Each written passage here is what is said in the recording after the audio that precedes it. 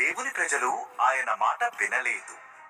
కాబట్టి దేవుడు ఫిలిష్తీయులు వారిని 40 సంవత్సరములు పరిపాలించేట్లు చేశాడు.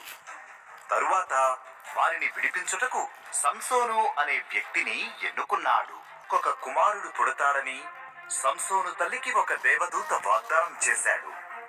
అయితే సంసోను దేవునితో 3 వాగ్దానాలు చేయాలి.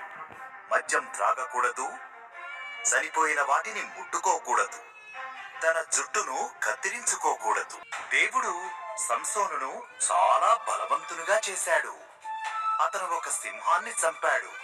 దాని కళేబరంలో తేనెటీగలు తేనెను పెట్టాయి. దేవునితో తన వాగ్దానాన్ని మరిచిపోయి సంసోను చనిపోయిన సింహాన్ని ముట్టుకున్నాడు. అతను ఆ తేనెను కూడా తిన్నాడు.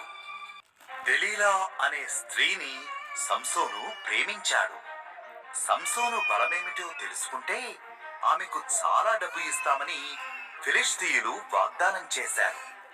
ఆమె దానికోసం అతనిని మరలా అడిగింది. చివరికి సంసోను తన రహస్యాన్ని దెలీలాకు చెప్పాడు.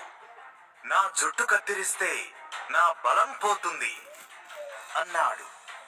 అతను నిద్రపోతున్నప్పుడు దెలీలా అతని జుట్టు కత్తిరించడానికి ఒక అతనిని పిలిచింది. ఆ వ్యక్తి సంసోను జుట్టును కత్తిరించాడు.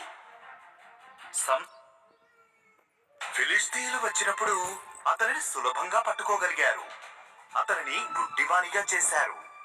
అతనిని చెరసాలలో వేసి బరువైన మిల్లు త్రిప్పుతూ పని చేయించారు. సంసోను జుట్టు పెరగడం ప్రారంభమైంది.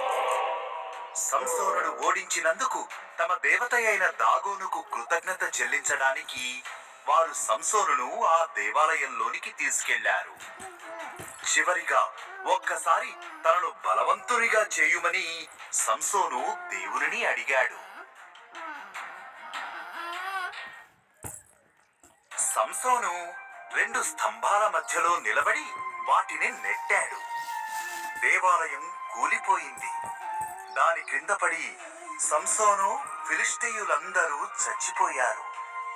సంసోను తాను చేసిన వాగ్దానములను పాటించకపోయినా దేవుడు మాత్రం తన వాగ్దానాన్ని నిలబెట్టుకున్నాడు.